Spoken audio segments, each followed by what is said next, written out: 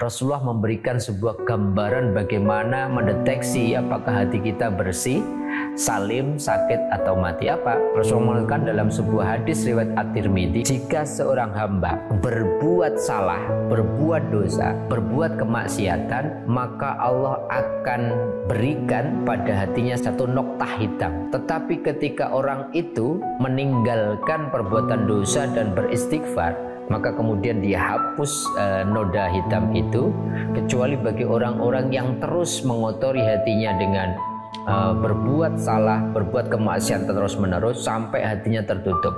Tapi sebaliknya, kalau seseorang berbuat yang baik, seseorang beramal soleh, maka sedang membersihkan, ya, sedang mencahayai hatinya, sehingga kemudian hatinya semakin bening dan bersih. Sesungguhnya segala sesuatu itu ada penghapusnya. Jadi kalau hati berkarat dengan kemaksiatan kita, penghapusnya adalah istighfar. Bagaimana cara mendeteksi apakah hati seseorang qalbun salim, hati seseorang qalbun marid, atau hati seseorang qalbun mayit? Kalau qalbun salim jelas bahwa hatinya damai, diajak ibadah senang bahkan nikmat. Kalau qalbun marid, jadi ketika seseorang melihat misalkan ada orang lain bahagia, orang lain mendapatkan rezeki, orang lain naik pangkat, kemudian kok hati kita nggak suka, hati kita iri, kemudian memfitnah, itu berarti sedang sakit hati kita. Bagaimana mendeteksi bahwa hati seseorang sudah mati? Salah satu cirinya disampaikan oleh Ibnu Athaillah Sakandari. Salah satu tanda matinya hati itu adalah ketika tidak adanya rasa sedih atas ketaatan yang terlewat dan tidak pernah ada penyesalan ketika melakukan sebuah kemaksiatan.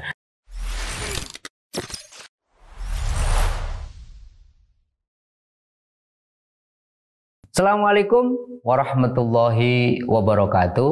Sahabat-sahabatku, pemirsa channel Tauhid Cinta dimanapun Anda berada, semoga senantiasa Allah berikan limpahan rahmat dan berkah dan dimudahkan segala hajat dan urusannya.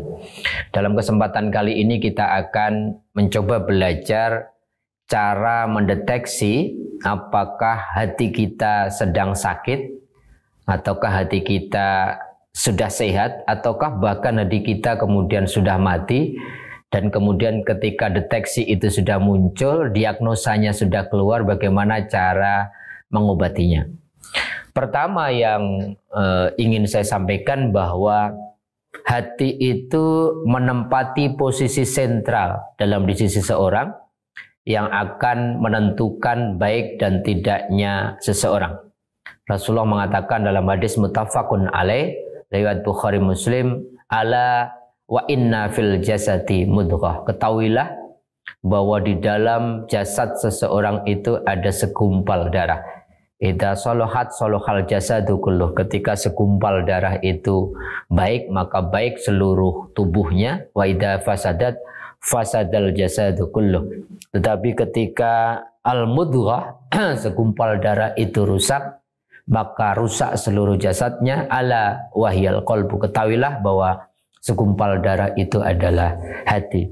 Imam Al-Ghazali ketika membahas hadis ini mengatakan yang namanya mudghah itu ada yang bersifat fisik. Segumpal darah itu kata Al-Ghazali adalah jantung. Yang kita tahu kalau jantung rusak, maka aliran darah tidak bisa terdistribusi dengan baik ke seluruh tubuh, maka jatuhnya sakit, orang bisa stroke gitu, dan kemudian sampai berakibat fatal kematian. Tetapi yang kedua, mudghah itu adalah latifah rohaniyah, sesuatu yang bersifat halus, sesuatu yang bersifat rohani, yang tidak sesuatu yang bukan fisikal, itulah yang disebut kolbu atau hati seseorang. Ini sesuatu yang sentral. Bahkan hati ini akan menentukan perilaku seseorang. Kalau hatinya bersih, hatinya bening, hatinya suci, maka kata-katanya baik, kata-katanya benar, kata-katanya santun, pikirannya positif, perbuatannya manfaat, dan sebagainya. Itulah yang dikatakan Rumi, hati itu laksana teko, maka apa yang ada dalam teko itulah yang akan keluar menjadi kata-kata, pikiran, dan perilakumu. Kalau teko isinya kopi, maka yang keluar adalah kopi, dan sebaliknya kalau teko itu isinya teh atau minuman yang lain akan keluar seperti itu juga. Itulah kenapa kemudian Ibnu Arabi ketika nulis buku Al-Mamlakah Al-Ilahiyah, beliau menerangkan ada kerajaan ilahi yang menggambarkan tentang kondisi seseorang. Jadi tubuh seseorang itu diibaratkan oleh Ibnu Arabi seperti kerajaan Tuhan. Kalau orang itu mau selamat dunia akhirat, hatinya harus menjadi raja.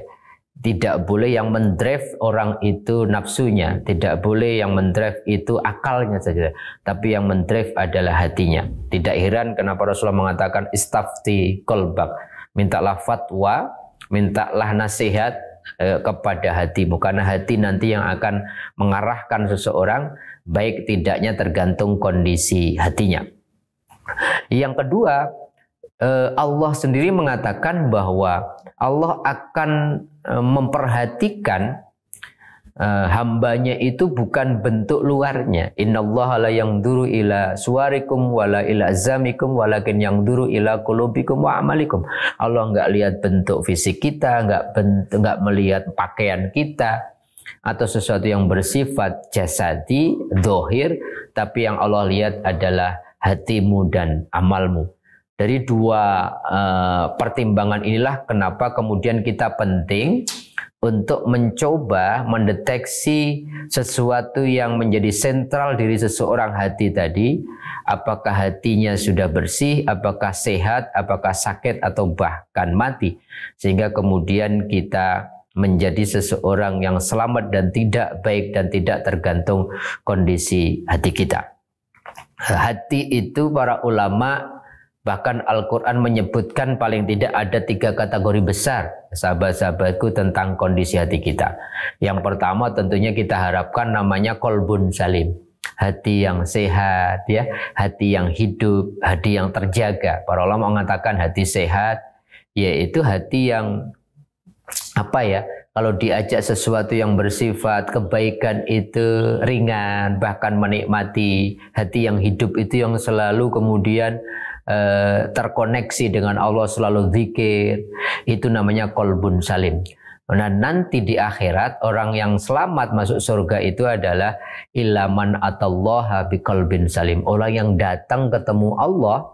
Ini ada tafsirnya, ketemu Allah itu maknanya di akhirat. Ada orang yang ketemu Allah dalam arti ketika beribadah selalu dalam kondisi hati yang bersih, hati yang salim.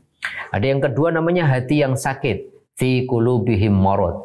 Hati yang sakit itu berarti hati yang di dalamnya terisi penyakit-penyakit hati yang begitu banyak, ya. Ketakaburan, riya, dengki, kemarahan, ghibah, sum'ah, dan sebagainya. Kalau hati masih terisi penyakit-penyakit itu, maka sakit hati. Dan kemudian kalau nggak segera diobati, fi qulubihim maradun fazadahumullah, maka penyakit hati itu akan menarik penyakit-penyakit yang lain.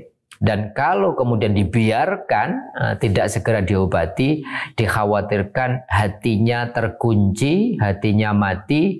Khatamallahu ala qulubihim, Allah tutup hatinya sehingga kemudian nasihat apapun tidak mempan lagi, dan itu sangat mengkhawatirkan.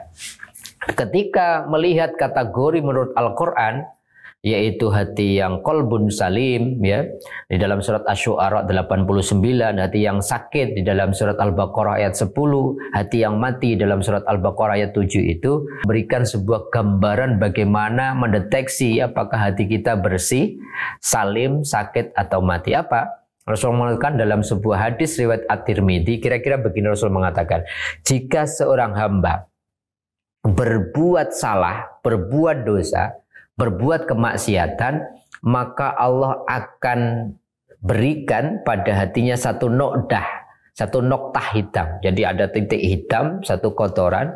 Tetapi ketika orang itu meninggalkan perbuatan dosa dan beristighfar, maka kemudian dia hapus noda hitam itu, kecuali bagi orang-orang yang terus mengotori hatinya dengan berbuat salah, berbuat kemaksiatan terus-menerus sampai hatinya tertutup. Tapi sebaliknya, kalau seseorang berbuat yang baik, seseorang beramal soleh maka sedang membersihkan, ya, sedang mencahayai hatinya, sehingga kemudian hatinya semakin bening dan bersih. Rasulullah mengatakan inna likulli syai'in shiqalah wa shiqalatul qalbi al-istighfar. Sesungguhnya segala sesuatu itu ada penghapusnya. Jadi kalau hati berkarat dengan kemaksiatan kita, penghapusnya adalah istighfar. Maka rumus riwayat hadis Nabi At-Tirmidzi tadi menggambarkan kepada kita, kalau kita sedang berbuat dosa, mau melakukan kesalahan, ingat kita akan sedang mengotori hati kita. Tapi semangatlah ketika mau berbuat amal soleh, kebaikan, menolong orang, beribadah, kalian karena sedang akan membersihkan, mensucikan, mencahayai hati. Perbuatan dosa mengotori hati, perbuatan kebaikan mensucikan hati. Pilihan-pilihan itu yang akan menjadikan outputnya hati kita kolbun salim, kolbun marid, atau bahkan kolbun mayyitun. Itu yang saya kira catatan kedua yang penting. Catatan ketiga adalah bagaimana cara mendeteksi apakah hati seseorang kolbun salim, hati seseorang kolbun marid, atau hati seseorang kolbun mayyit. Kalau kolbun salim jelas bahwa hatinya damai, diajak ibadah senang, bahkan nikmat, fastabiqul khairat, senang kali, bahkan berlomba-lomba melakukan kebaikan. Jadi di dalam melakukan ketaatan itu nikmat sekali, tidak ada keterpaksaan, itu berarti kolbun salim. Kalau kolbun marid, deteksinya gampang juga. Jadi ketika seseorang ngelihat misalkan ada orang lain bahagia, orang lain mendapatkan rezeki, orang lain naik pangkat, kemudian kok hati kita nggak suka, hati kita iri, kemudian memfitnah, itu berarti sedang sakit hati kita. Kalau kemudian kita nanya, Pak Ustadz, kemudian bagaimana ya? Kok susah banget sholat itu khusyuk, berarti ada yang salah dengan hati kita. Belum salim betul karena diajak menghadap Allah, ada was-was, tidak khusyuk dan sebagainya, diajak ibadah begitu berat, itu berarti ada penyakit-penyakit hati yang masih bersarang di dalam hati kita, masih ada penyakit. Tetapi yang khawatir adalah hati kita, bagaimana mendeteksi bahwa hati seseorang sudah mati. Salah satu cirinya disampaikan oleh Ibnu Athaillah Sakandari ketika nulis buku Al-Hikam. Ibnu Athaillah mengatakan min alamati mautil qalbi, salah satu tanda matinya hati itu adalah adamul husni ala ma fataka minal muwafaqat. Ketika tidak adanya rasa sedih atas ketaatan yang terlewat. Wa tarkun nadami ala ma fa'altahu min wujudiz zalal, dan tidak pernah ada penyesalan ketika melakukan sebuah kemaksiatan. Jadi kata Ibnu Athaillah, ketika tawaran kebaikan terlewat kita nggak sedih. Ditawari untuk sholat, ditawari untuk sedekah, ditawari ada orang minta bantuan, kemudian kita abaikan, kok nggak ada rasa sedih, itu tanda hati, kata Ibnu Athaillah, sudah mati. Atau kemudian yang kedua, tidak ada penyesalan sedikit pun ketika seseorang melakukan dosa, melakukan kemaksiatan kepada Allah. Kalau ini sudah dirasakan, maka salah satu tanda, kata Ibnu Athaillah, min alamati mautil qalbi, salah satu tanda-tanda dari matinya hati seseorang. Yang paling penting adalah kalau kita sudah deteksi ternyata hati kita sakit, ternyata hati kita mati, ada obat yang bisa kita kerjakan agar bisa memperbaiki hati yang sakit bahkan mati tadi. Imam Yahya bin Mu'ad mengatakan, dawaul qalbi khamsatu asya. Obatnya hati itu ada 5 macam. Yang pertama adalah qiraatul Quran bitafakkur. Seseorang membaca Quran dengan tafakkur, memikirkan ayat-ayat Quran. Kalau pakai nasnya Imam Al-Qushairi, tafakkur Quran, qiraatul Quran bitadabur, dengan mentadaburi. Ini ternyata tidak cukup baca Quran. Kalau pakai Sunan Bonang gitu, maca Quran sak maknane. Bagaimana kita membaca Quran, kita ngerti maknanya ya. Kita tafsirkan, kita tadabburi, itu akan menjadi obat hati kita yang dulunya sakit, yang keruh menjadi lebih sehat, menjadi lebih bening. Yang kedua, wa khala'ul batni. Jadi bagaimana kemudian obatnya hati itu ternyata mengosongkan perut, yaitu apa? Puasa. Kita tahu kalau bulan Ramadan itu Masya Allah seseorang kemudian kemarahannya berkurang gitu ya, bisa punya rem imsak menahan diri dari keinginan-keinginan nafsu, maka mengurangi makan itu penting untuk membersihkan hati. Yang ketiga adalah waqiyamul laili. Bagaimana seseorang kalau mau hatinya bersih bangun malam, terutama di sepertiga malam terakhir untuk melakukan munajat, tahajud gitu ya, zikir dan hal-hal baik lainnya kepada Allah di saat gitu wan nasuniyam, di saat kebanyakan orang kemudian tidur.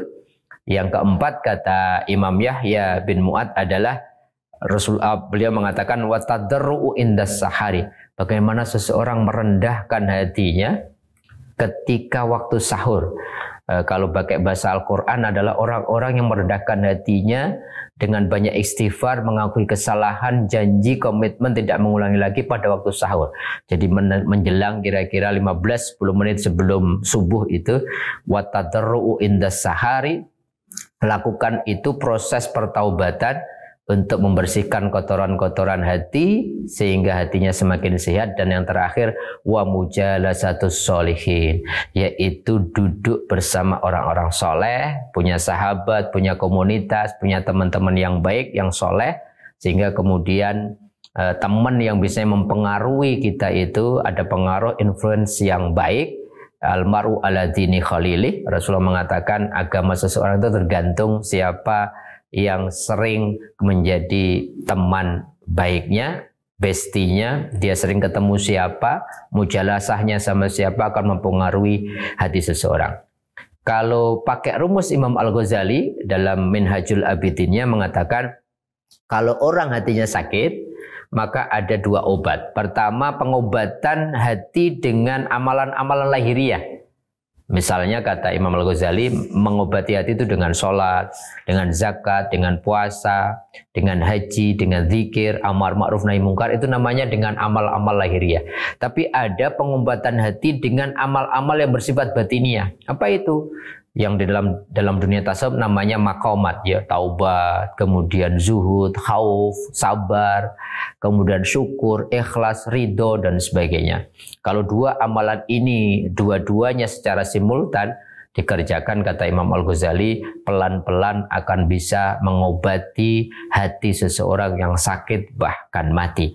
Tetapi ala kulli hal, setelah tahapan-tahapan yang 5 obat hati tadi maupun 2 tahapan macam pengobatan zahir dan batin kata Imam Al-Ghazali, selebihnya minta pertolongan sama Allah lewat doa-doa. Salah satunya apa? Ya muqallibal qulub, sabbit qalbi ala dinik. Ya Allah yang membolak-balikkan hati, mudah-mudahan engkau tetapkan, engkau kokohkan, engkau istiqomahkan hatimu kepada ketaatan kepadamu, kepada agamamu, kepada cintamu, dan kemudian keistiqomahan pada hal-hal baik lainnya. Karena apa, yang namanya hati itu sifatnya memang tidak konsisten. Kadang naik, kadang turun, kadang semangat, kadang malas. Maka doa menjadi penting agar kita punya istiqomah dalam melakukan kebaikan sehingga menjaga hati kita tetap bersih, tetap salim, tetap kemudian sehat dan tetap kemudian terjaga karena terus kita lakukan segala upaya-upaya tadi. Selebihnya yang 5 dan 2 dari Imam Yahya bin Mu'ad, dari Imam Al-Qushairi dan Imam Al-Ghazali tadi, selebihnya sesungguhnya bisa kita jadikan satu rumusan dalam surat Ar-Ra'd ayat 28. Alladzina amanu wa yatma'innu quluduhum bidzikrillah ala bidzikrillah tatma'innul qulub. Orang-orang yang beriman itu hati mereka akan tenang, akan tentram, akan sehat dengan zikir sama Allah. Ingatlah, hanya dengan zikir kepada Allah hatimu akan sehat, hatimu akan salim, hatimu akan menjadikan Baitullah, akan menjadi rumah Allah. Qalbul mukmin Baitullah, rumahnya, hatinya orang yang beriman adalah singgasana arsy-Nya Allah. Mari kita keluarkan sesuatu yang masih wallah dalam hati kita. Kita siapkan hati kita menjadi hati yang bening, hati yang bersih, sehingga Allah yang maha baik, yang maha suci berkenan menjadikan hati kita sebagai arsy dan singgasananya. Wal afu minkum, mudah-mudahan ada manfaatnya. Assalamualaikum warahmatullahi wabarakatuh.